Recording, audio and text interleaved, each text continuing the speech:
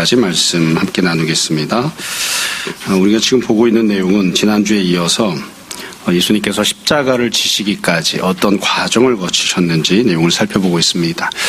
크게 세 가지 과정을 거치셔서 주님이 십자가를 지시게 되는데, 첫 번째 장면과 사건은 지난주에 보았던 내용이죠. 주님께서 겟세마네 동산에서 붙잡히시는 내용을 살펴보았습니다. 두 번째 내용이 지금 읽은 본문이에요. 이 본문 내용은 간단하게 이야기하면 예수님께서 가야바에게 재판을 받으시는 내용입니다. 그래서 이 재판을 받으시고 종교적으로 사형을 언도받으십니다.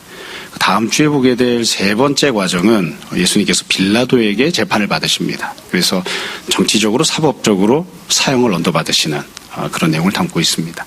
그래서 이 세 가지 과정을 거쳐서 그 이후에 실제로 십자가를 지시는 그런 결과가 나타나게 되죠. 사실 이 십자가와 관련된 내용을 이야기할 때에는 사람마다 조금 입장이 다르긴 합니다만, 어떤 분들은 굉장히 상세하게 많이 설명하는 분도 있고, 저 같은 경우에는 설교 시간이나 성경 공부할 때에 십자가에 대해서는 많이 설명하지 않고 그냥 본문만 읽고 넘어가곤 했습니다. 여기다가 굳이 설명을 던질 게 있나, 또 다 잘 알고 있는 내용들이고, 그리고 또 본문만 읽어도 그것만으로 충분하다 이렇게 생각을 해서 많이 설명하지 않고 그냥 쭉 본문 읽고 각자 알아서 묵상하시고 이렇게 했었는데, 그래도 조금씩 설명을 하고 오늘 본문 또 마무리하고 정리하고 이렇게 하려고 생각하고 있습니다. 우리가 지금 이 읽은 본문은 앞에 나왔던 것들과 마찬가지로 대조하는 방식을 통해서 본문을 기록을 하고 있거든요. 그래서 두 가지 대조가 나오는데, 하나는 재판을 감당했던 사람들, 재판을 진행했던 사람들과 예수님의 태도가 대조가 되고요. 두 번째는 예수님과 제자 사이에 대조가 나옵니다. 그래서 첫 번째 장면을 보면 예수님이 세 번에 걸친 신문을 받으시고 사형 언도를 받는 장면이 나오고, 뒤에 이어서는 우리가 잘 알고 있는 내용이죠.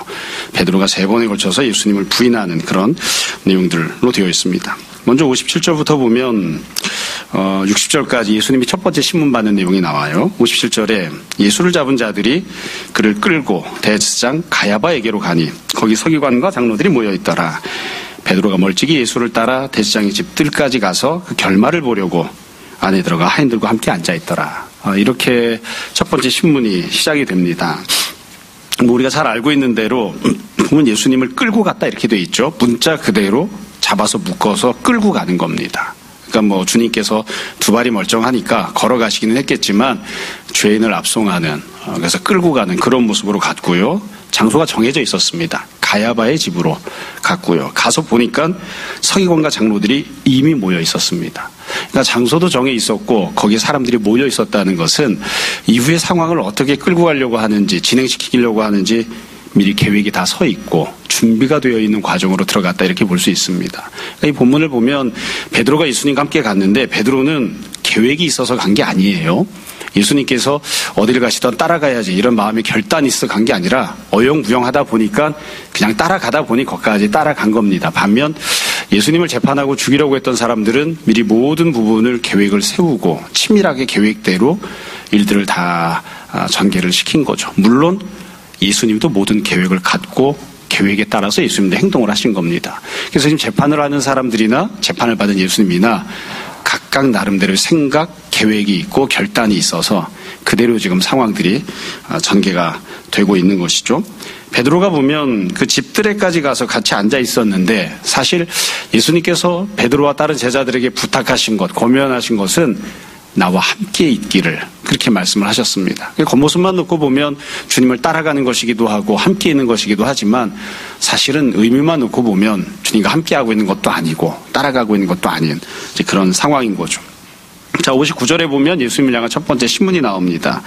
대제사장들과 온 공회가 예수를 죽이려고 그를 칠 거짓 증거를 찾으매 60절에 거짓 증인이 많이 왔으나 얻지 못했다. 이게 첫 번째 신문하는 장면인데, 이 첫 번째 신문은 누구나 다 알 수 있는 특징을 갖고 있습니다. 이 신문 자체가 거짓말로 이루어졌다는 거죠. 그러니까 목적은 뚜렷하게 예수님을 죽이려고 하는 목적을 갖고 있는데, 예수님께서 죽어 마땅한 타당한 죄를 갖고 있는 것이 아니기 때문에 증인들을 찾아야 되고 증거를 찾아야 되니까 어쩔 수 없이 부득이하게 거짓말을 동원을 하는 거죠. 그래서 지금 여기서 거짓 증인들이 많이 왔는데 결국 이게 성립을 하지 않았다 이렇게 되어 있습니다. 그러니까 지금 처음으로 동원되는 이 거짓말은 어떤 거냐면 우리식으로 쉽게 이야기하면 새빨간 거짓말을 동원한 겁니다. 완전히 누가 봐도 거짓말인 것을 동원을 해서 어떻게든 예수님을 죽여보자 했는데 이게 잘 되지를 않는 거예요. 이 60절까지 첫 번째 신문 내용을 보시면 예수님의 반응이 안 나옵니다. 주님은 어떻게 하셨나? 아무 말씀도 안 하십니다. 그러니까 누가 봐도 거짓말로 나쁜 일을 하고 있다는 것을 알고 있어요. 제일 부당한 일을 당하는 건 예수님이시죠. 제일 억울한 것도 예수님입니다. 그런데 주님은 입을 다물고 아무 말씀도 안 하십니다. 사실 개인적으로 보면 이런 부분이 제일 답답합니다. 그냥 명명백백하게 이 나쁜 놈들을 하고서는 너희가 왜 나쁜 놈들인지 쫙 말씀하시고 주님이 죄가 없다는 사실을 명명백백하게 다 드러내시고 이러면 좋을 것 같은데 왜 이런 거짓말을 들으면서도 꾹 참고 있어야 되나? 주님 끝까지 참으십니다. 그러니까 말도 안 되는 소리를 들으시면서도 참고 있는 거예요. 그리고 그냥 이 부당한 재판을 당하시는 이게 지금 첫 번째 신문받는 그런 모습입니다. 뒤에도 말씀드리겠습니다만 그래서 성도들을 향해서 교회를 향해서 우리가 예수님을 닮는 것, 예수님을 따라가는 건 새빨간 거짓말로 누가 나를 모욕하고 나에게 함부로 대해도 어떤 경우에는 입을 다물고 참아야 하는 그게 주님을 닮는 모습이니까 이래서 우리가 막 답답해하는 거죠. 예수님 믿는 사람은 부당한 핍박을 당해도 다 당해야 됩니까? 예, 어떤 경우엔 당해야 됩니다. 그러니까 나는 그런 걸 안 당하고 싶은데 그래도 당해야 됩니다. 그게 주님이 선택하신 방법이니까 이제 이걸 이제 우리가 늘 힘들어하는 거죠. 두 번째 신문 받는 장면이 그 뒤에 60절부터 시작해서 63절까지 나옵니다. 이렇게 시작합니다. 후에 두 사람이 옵니다. 그러니까 여기서 말하는 두 사람은 자발적으로 증거하기 위해서 온 것인지 아니면 돈 받고 사주를 받아서 거짓 증언하기 위해서 온 것인지 확실하지 않습니다. 또 한 사람이 아니라 두 사람이 왔던 것으로 보아서 똑같은 이야기를 하게끔 해서 이게 합법적인 증언이다 이렇게 만들고 싶었던 것 같아요. 이들이 와서 어떤 말을 했느냐 61절에 보면 이르되 이 사람의 말이 그러니까 예수님이 이렇게 말했다는 거죠. 내가 하나님의 성전을 헐고 사흘 동안에 지을 수 있다 하더라 하니 62절 대제사장이 일어서서 예수께 묻되 아무 대답도 없느냐 이 사람들이 너를 치는 증거가 어떠하냐 하되 63절 예수께서 침묵하시거늘 이번에도 예수님이 아무 대답도 안 하고 침묵을 하셨습니다. 여러분 이 두 번째 신문하는 내용은 조금 생각해 볼 필요가 있는데 왜냐하면 예수님이 실제로 이런 말을 하신 적이 있기 때문에 그렇습니다. 우리가 복음서를 읽다 보면 마태, 마가, 누가 세 개를 우리가 공관복음서라고 하고요. 요한복음, 네 번째 복음서라고 합니다. 근데 이 네 개의 복음서에 보면 지금 여기서 언급된 두 번째 신문에 나오는 증언 내용이 두 번 등장합니다.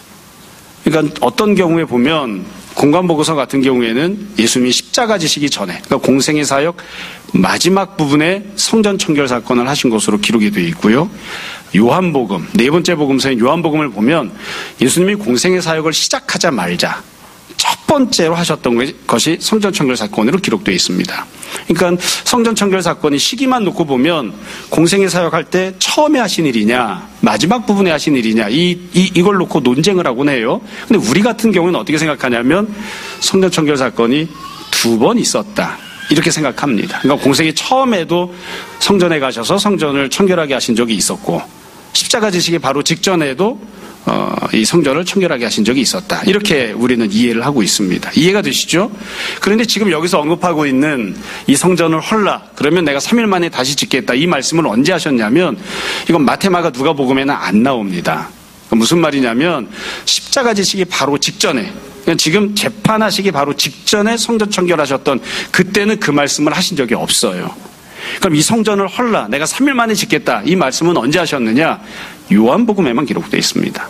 그러니까 예수님이 공생의 사역 시작하고 곧장 초창기에 하신 말씀인 거예요. 무슨 말이냐면 여기 지금 두 번째 신문할 때 두 증인이 와서 예수님에게 거짓말로 뭔가를 하죠. 이때 하고 있는 말은 언제 예수님이 하신 말씀을 찾아낸 거냐면 약 3년 전에 예수님이 하셨던 말씀을 들춰낸 겁니다.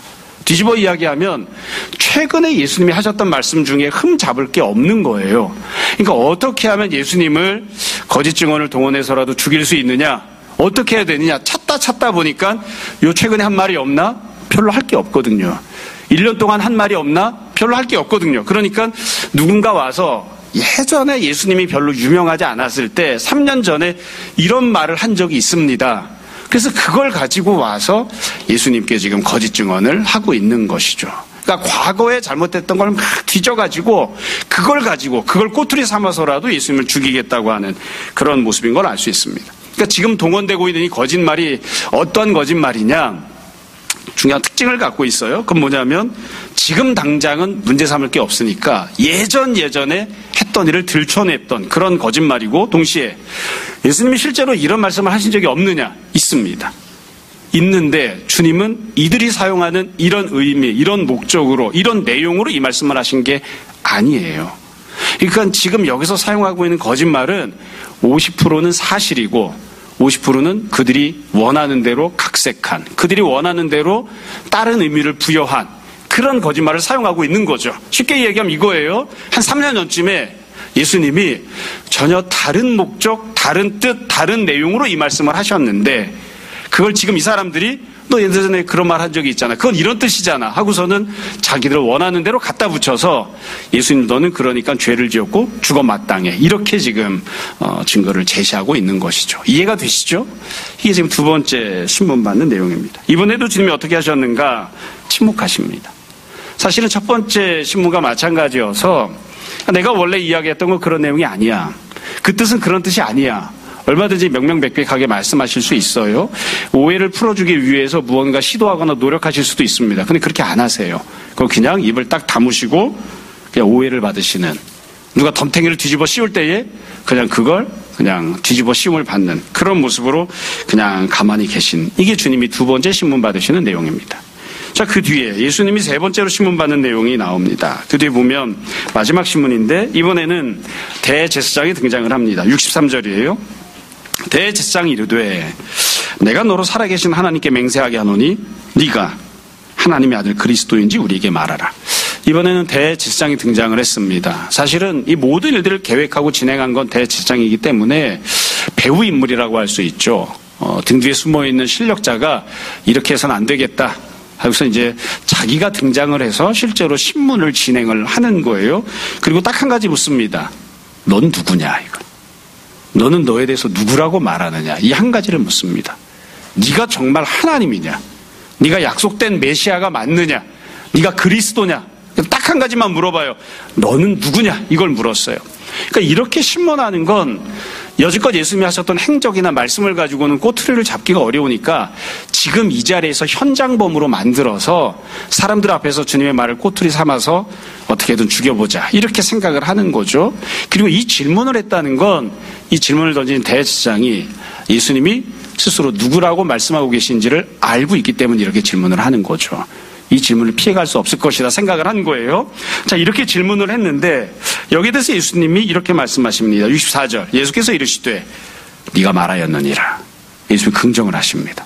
내가 하나님이다, 이렇게 말씀하신 거예요. 그리고 그러나 내가 너에게 이르노니 이후에 인자가 권능의 우편에 앉아있는 것, 하늘 구름을 타고 오는 것을 너희가 보리라. 그러니까 예수님께서 십자가 고난 이후에, 부활 이후에 어떤 일을 행하실 것인지를 말씀하시면서 자기가 하나님이심을, 자기가 약속된 메시아이심을 분명하게 선포를 하십니다.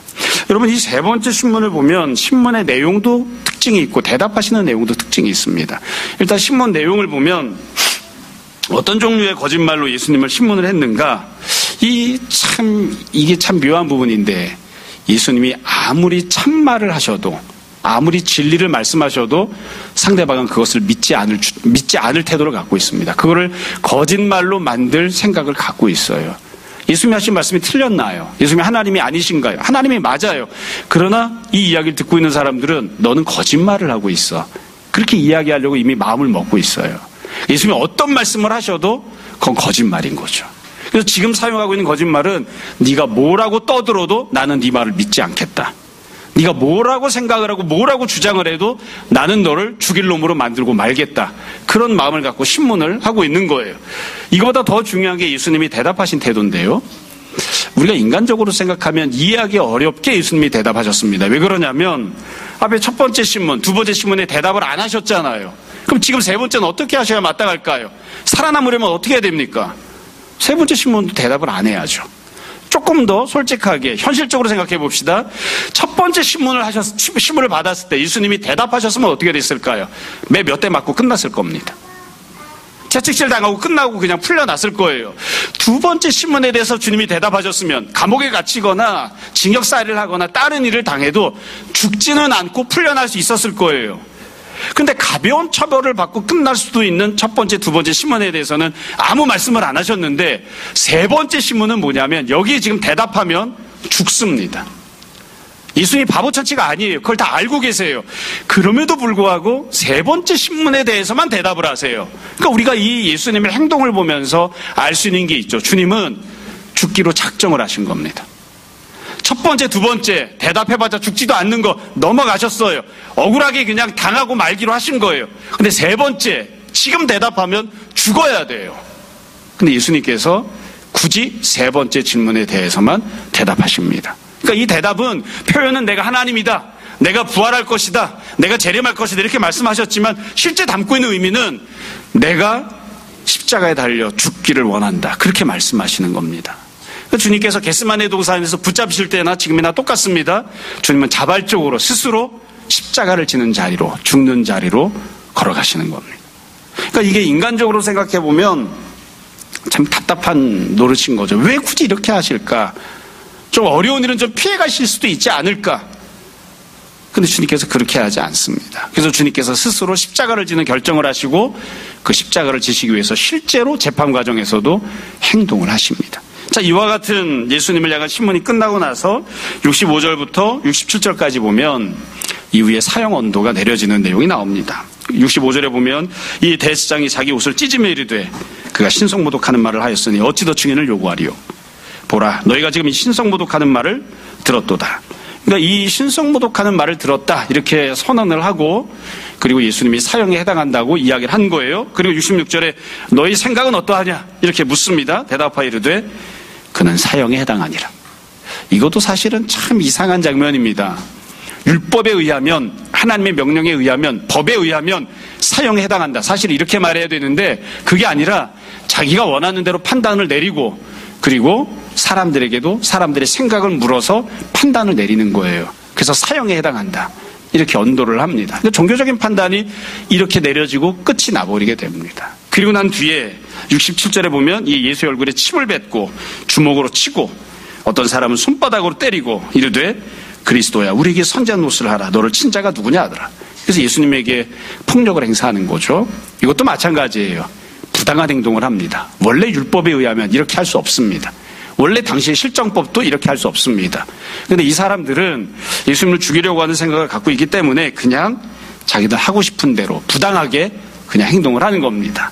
그럼에도 불구하고 이렇게 행동할 수 있었던 이유는 그 주변에 있던 모든 사람들이 감성적으로 이것을 지지하는 그런 마음들을 품고 있었기 때문이죠. 무엇이 옳은가, 그른가, 무엇이 율법에 합당한가, 무엇이 법대로 집행하는 것인가 상관없이 난 저 사람을 죽여야 되겠다, 밉다, 어떻게든 해코지를 했으면 좋겠다. 그 마음 가진 그대로 사람들이 다 함께 그냥 행동을 하는 그런 모습을 볼 수 있습니다.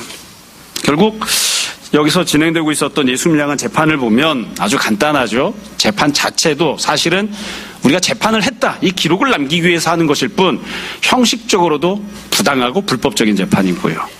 재판을 진행했던 내용 자체도 세 번에 걸친 거짓말을 통해서 예수님을 사형 언도를 내리는 내용에 있어서도 불법적이고 악한 재판에 불과하고 그리고 재판이 끝난 이후에 사형 언도를 내리고 예수님에게 형벌을 가하는 과정도 불법적인 겁니다. 그러니까 처음부터 끝까지 다 악하고 불법적인 그런 과정으로 예수님에게 사형 언도를 내리는 이게 주님을 향해 전개된 재판의 모습이었습니다. 우리가 더 중요하게 생각하는 건 계속 반복해서 말씀드리는 내용입니다. 예수님이 어떻게 하셨는가 하죠. 주님은 바보 천치라서 그거를 모르고 다 당했나요? 아닙니다. 알고 있습니다. 주님은 할 말이 없어서 입을 다물고 있었나요? 아닙니다. 알고 계시면서도 입을 다물고 계셨습니다. 주님은 능력이 없어서 매를 맞고 있었나요? 아니요. 능력이 있는데도 매를 맞고 몸과 마음에 모욕을 당하셨습니다. 그런데 다 참으신 겁니다. 왜냐하면 그 모든 부당하고 억울한 일을 당하는 것이 하나님의 뜻이었고 그 과정을 거쳐서 십자가를 지도록 하나님께서 원하셨기 때문에 주님께서 그 하나님의 뜻대로 순종하시고자 하나님의 약속이 성취되게 하시고자 이 모든 부당한 일들을 다 당하신 겁니다. 주님께서 이렇게 다 부당한 일을 당하셨기 때문에 우리도 그래서 늘 불만이 쌓이는 거죠. 내가 왜 부당한 일을 당해야 됩니까? 내가 하나님의 뜻대로 하는데 왜 부당한 처우를 받아야 됩니까? 그때 우리가 늘 생각하잖아요. 주님이 먼저 그 길을 걸어가셨기 때문에 하나님의 뜻을 행하는 것이 분명함에도 불구하고 부당한 소리를 듣고 거짓말을 듣고 모욕을 당하고 심지어 육체적인 폭행을 당해도 그래도 때때로 참아야 할 때는 참는 것이다. 당해야 할 때는 당하는 것이다. 이게 주님께서 먼저 걸어가신 또 주님께서 행하셨던 모습입니다.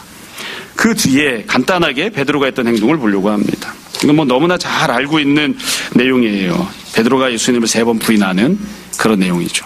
베드로가 예수님을 3번 부인했던 내용을 살펴보면 모든 점들에 있어서 예수님과 대조를 이룹니다. 다 정반대예요. 69절부터 70절에 보면 첫 번째 부인하는 내용이 나옵니다. 베드로가 바깥 뜰에 앉았더니, 그러니까 예수님을 찾아와서 바깥쪽 뜰에 앉아 있었어요. 누가 베드로에게 질문을 했는가? 한 여종이 나와 이르되 너도 갈릴리 사람 예수와 함께 있었도다 하거늘. 이 내용을 보시면 질문을 한 사람이 누굽니까? 한 여종이죠. 예수님을 신문했던 사람들은 한 여종의 수준이 아니었어요. 그러니까 베드로에게 질문을 던지는 사람은 베드로에게 어떠한 위해도 가할 수 없는, 힘이 없는, 사회적으로 낙고천한 한 여종에 불과한 사람, 이름도 없어요. 이 사람이 질문을 던집니다. 그러니까 예수님이 받으신 신문과 너무 다른 거죠. 그리고 했던 말도 별다른 내용이 없어요. 단순한 질문을 하는 것뿐이에요. 너도 예수님과 함께하고 있지 않았느냐? 그러니까 베드로가 대답합니다. 70절. 베드로가 모든 사람 앞에서 부인하여 이르되 나는 네가 무슨 말을 하는지 알지 못하겠노라. 이게 첫 번째로 예수님을 부인합니다. 참 이게 참 오늘 읽을 때마다 늘 가슴 아픈 장면이죠. 예수님이 신문을 받으실 때는 거짓말로 예수님을 신문하고 죽이려고 예수님을 거짓말로 신문을 하고 주님께서는 입을 다무시고 다 당하셨는데 베드로는 참말로 단순한 말을 그냥 질문하는 얘기를 듣고 난 다음에 살아남기 위해서 거짓말로 부인을 하죠.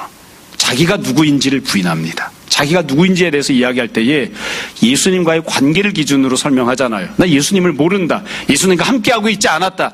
나는 그런 사람이 아니야. 그렇게 자기 자신을 부인하는, 그것이 곧 예수님을 부인하는 그런 모습으로 첫 번째 부인을 했습니다.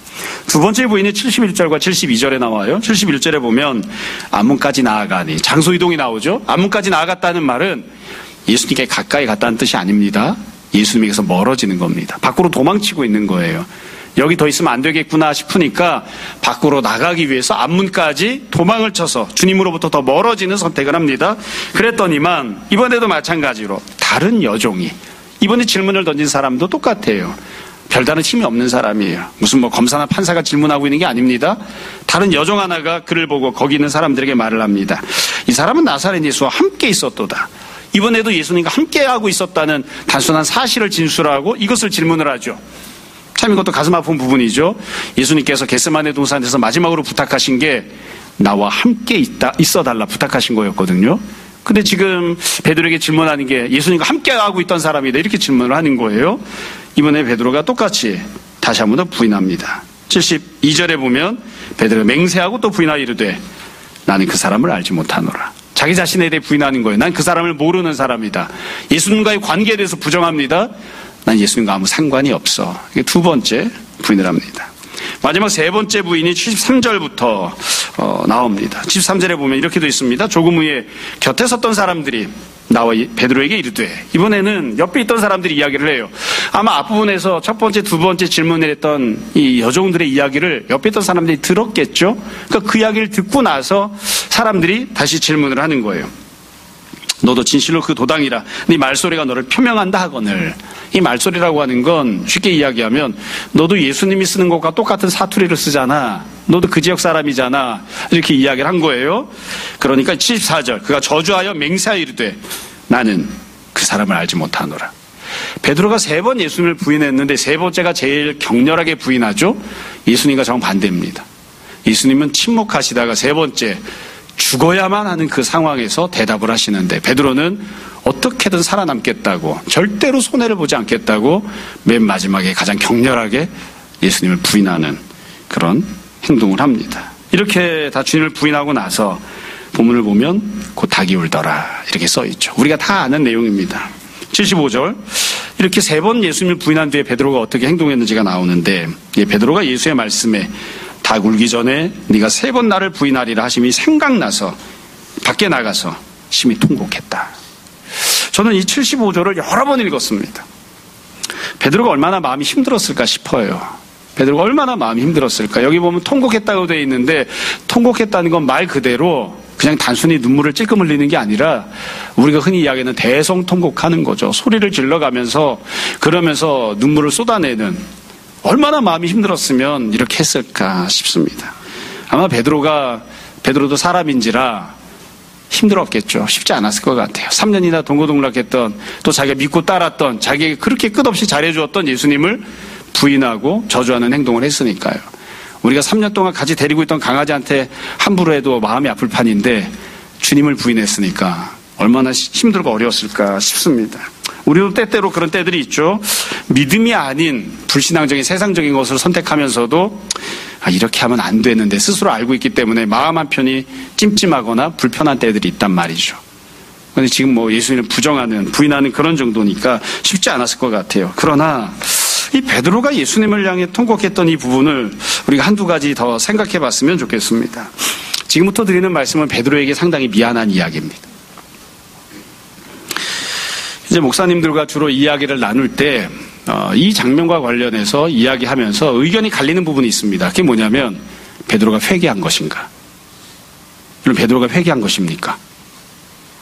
회개는 어떻게 하는 게 회개일까요? 이 부분을 보면서 참 안타까운 점이 있는데, 그게 뭐냐면 베드로가 지금 통곡하고 있는 이유는 딱 하나 때문이에요. 내가 예수님을 부인하면 안 되는데 예수님을 부인했기 때문에 통곡하는 거죠. 그런데 예수님이 베드로에게 요구하신 건 뭔가요? 주님과 함께하는 겁니다. 그러니까 사실 만약 베드로가 진심으로 회개한 것이었으면 지금 통곡하고 어떻게 해야 될까요? 밖으로 나가면 안 돼요. 예수님의 계신 쪽으로 가야 돼요. 근데 베드로는 어떻게 하죠? 통곡하면서 예수님에게서 가장 먼 쪽으로 나갑니다. 이건 회개한 게 아니에요. 마음이 아픈 거죠. 내가 이 정도 사람밖에 안 되나? 자기 자신에 대해서 실망하고 내가 이런 행동을 하면 안 되는데 그것을 분명히 알고 있고, 그래서 감성적으로 힘들고 어려워요. 그럼에도 불구하고 예수님과 함께하는 선택을 하거나 주님과 함께 십자가를 지는 자리에 같이 나아가거나 아니면 주님 말씀대로 순종하기 위해서 무언가를 하는 그런 선택을 하는 그런 행동을 하는 대로 나아가지는 않아요. 그냥 여전히 자기가 하고 있던 행동 그대로 주님을 부인하는 행동을 끝까지 밀고 나가는 겁니다. 그래서 예수님이 가까이 보이던 상황에서 문 바깥으로 결국에는 도망치고 마는 그런 선택을 합니다. 그래서 우리가 오해하면 안 되는 부분이 있어요. 가룟 유다는 예수님을 팔아먹고 나쁜 놈으로 끝났죠. 베드로는 통곡했으니까 다른가? 아니에요. 베드로도 나쁜 놈으로 끝납니다. 그래서 지금 이 장면까지는 가룟 유다와 베드로는 똑같이 예수님 앞에서 죄를 짓고 나쁜 놈으로 남아있는 거예요. 베드로는 언제 회개하나요? 이 장면이 회개하는 장면이 아니라 이후에 회개합니다. 이후에 회개합니다. 예수님이 계신 곳으로 나아가는, 예수님이 말씀하신 일을 감당하기 시작하는, 크게 회개하기 시작하는 거예요. 우리가 오해해서는 안 되는 부분이 있어요. 죄를 짓는 사람은 죄를 지을 때 기쁘고 즐거운 마음으로 죄를 지을까요? 안 그렇습니다. 힘들고 어려운 마음으로 죄를 지어요. 여러분들도 다 누군가의 자녀이고 누군가의 부모일 테니까 한번 생각을 해보세요. 저도 그 생각을 맨날 하거든요. 부모님이 하지 말라고 하는 게 있어요. 근데 난 그게 너무 하고 싶어요. 그때 기쁘고 즐거운 마음으로 그걸 하나요? 마음 한켠이 힘들잖아요. 마음 한켠이 힘들잖아요. 엄마가 싫어하는데, 아빠가 싫어하는데, 이렇게 하면 내 인생이 망할 것 같은데, 그런데도 불구하고 그게 하고 싶으니까 하잖아요. 그래서 힘들고 어려워서 우는 마음, 엄마에게 미안한 마음을 갖고 있지만 그래도 그걸 하잖아요. 그럼 죄를 짓고 있는 거죠. 그건 회개한 게 아닙니다. 힘들고 어려운 마음을 가졌다고 해서, 통곡하고 있다고 해서 그걸 우리가 회개한다라고 말하기 어려워요. 베드로가 정말로 회개하는 마음이었으면, 통곡했으면 그 자리에서 도박을 끊어야 되고, 그 자리에서 바람피던 것을 끊어야 되고, 그 자리에서 예수님을 부인하던 것을 끊어야 됩니다. 나는 아닙니다. 부정하던 것. 난 예수님과 상관이 없습니다. 끊어내고 예수님이 계신 곳으로 가야 돼요. 근데 베드로 그렇게 안 합니다. 예수님에게서 멀어지는 선택을 하는 거죠. 울면서 통곡하면서 예수님에게서 멀어지는 선택을 하는. 이게 참 안타까운 그런 점입니다. 이렇게 하면 안 되는 거죠. 현실적으로 보면 왜 이럴 수밖에 없었을까 생각해 보면 지난주, 지지난주 계속 말씀드린 그대로예요. 기도하지 않아서 그렇습니다. 기도하지 않으면, 주님께서 능력을 주시지 않으면, 주님께서 힘을 주시고 붙잡아 주시지 않으면 무엇이 죄악인지를 알고 그것 때문에 힘이 힘들어하고 통곡을 해도 그거 끊어내고 주님이 원하시는 대로, 주님이 계신 쪽으로 못 갑니다. 자, 오늘 본문은 여기까지입니다. 오늘 본문 말씀 정리하면서 몇 가지 말씀드리고 오늘 설교를 마무리하려고 합니다. 처음에 말씀드렸던 것처럼 이 본문이 담고 있는 가장 중요한 핵심적인 내용은 예수님께서 종교적으로 사형 언도를 받으셨다는 겁니다. 그러면 예수님께 진행되었던 재판 과정은 어떠했는가? 부당했죠. 옳지 않았습니다. 악했고 예수님을 향해 던져진 신문은 거짓말투성이었습니다. 우리가 삶을 살면서 부당한 대우를 받을 때, 억울한 일을 당할 때 사실은 믿음으로 살다가 고난을 당할 때도 이러하고요. 뿐만 아니라 일상적인 삶을 살 때도 이런 세 종류의 거짓말을 듣고 우리가 힘들어하는 때들이 참 많이 있습니다. 우리가 지금 고상한 본문을 보고 있기 때문에 예수님이 악한 부당한 재판을 이렇게 받으시면서 세 가지 이런 신문을 받으셨구나 이야기하지만 우리가 부부싸움을 할 때도 이런 세 가지 거짓말을 해요. 자녀와의 갈등이 있을 때도 세 가지 거짓말을 해요. 세상 속에서 갈등이 있을 때는 세 가지 거짓말을 해요. 상대방이 나에게 새빨간 거짓말을 하거나 그래서 나를 나쁜 놈으로 만들려고 하거나 아니면 내가 했던 말을 왜곡하고 바꾸어서 나는 그런 뜻이 아니었는데 나를 나쁜 놈으로 만들려고 하거나 내가 아무리 참말을 해도 오해하고 받아들이면서 네가 하고 있는 말은 거짓말이야 이러면서 나에게 함부로 대하는, 나를 죽이려고 하는 그런 일들이 있죠. 부부간에도 마찬가지예요. 부모와 자녀간에도 마찬가지예요. 그냥 어찌 보면 우스갯소리처럼 들릴 수도 있지만 그러나 그렇잖아요. 부부싸움 하다 보면 난 과거에 그런 말을 그런 뜻으로 한 적이 없는데 배우자가 나한테 너 옛날에 3년 전에 4년 전에 5년 전에 결혼할 때 이런 말을 했지. 그게 이런 뜻이었잖아. 내가 아무리 아니라고 이야기를 해도 소용이 없는 때가 많아요. 나를 미워하는 거거든요. 죽이고 싶은 거예요. 다른 모든 인간관계에 더 말할 필요도 없습니다. 예수님 그 모든 과정을 어찌 보면 사탄이 우리를 참소하는 그 모든 과정들을 다 주님이 친히 겪으신 거예요. 두 번째로 예수님은 어떻게 하셨나요? 참으셨습니다. 다 받으셨습니다. 이게 우리를 미치게 만드는 거죠.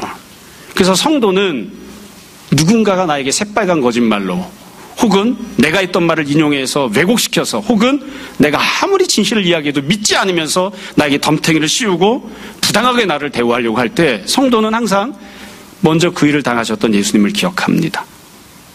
주님이 당하셨으니까, 주님이 참으셨으니까 나도 당하고 나도 참겠습니다. 그게 이제 성도가 취해야 하는 행동인 거죠. 항상 이래야만 하는 건 아닙니다. 항상 이러라는 건 아니에요. 그러나 주님의 뜻을 위해서 누군가를 구원하기 위해서 혹은 믿음의 길을 걸어가면서 이런 대우를 받거나 이런 일들이 있을 때 주님이 하셨던 것처럼 입을 다물고 손해를 봐야 하는, 억울해서 미치겠는 그런 지경을 당해야 되는 그런 때들도 있는 겁니다.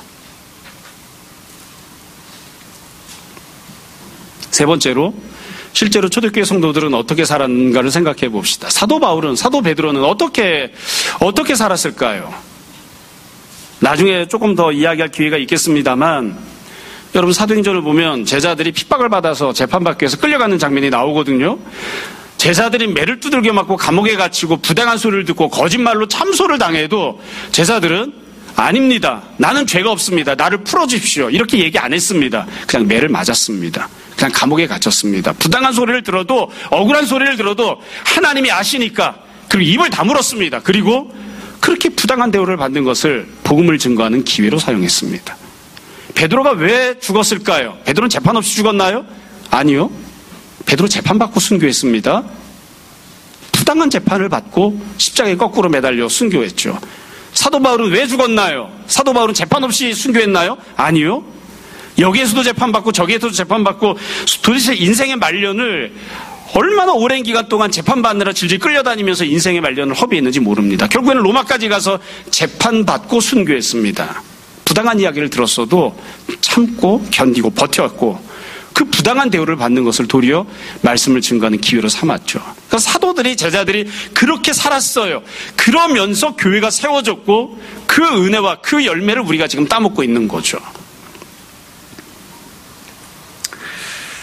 마지막으로 한 가지만 더 말씀드리고 오늘 말씀을 마무리하려고 합니다. 사실 본문의 제일 중요한 핵심은 누가 뭐라고 해도 예수님이 어떻게 하셨고 예수님이 죄 없이 사형원도를 받으셨다는 것인데, 우리가 조금 더 마음이 가고 신경이 쓰이는 건 또 사실 현실적으로는 베드로에 대한 부분들이거든요. 제가 개인적으로 이런 생각을 해봅니다. 베드로가 처음 예수님을 부인했을 때 양심의 가책을 안 받았을까? 전 받았을 것 같아요. 베드로가 처음 예수님을 부인했을 때 예수님께서 네가 나를 3번 부인할 것이다 말씀하셨던 게 생각이 안 났을까? 전 났을 것 같아요. 무슨 바보 천치도 아니고 났을 것 같아요. 예수님이 나를 3번 부인한다고 했는데 내가 지금 1번 부인했네?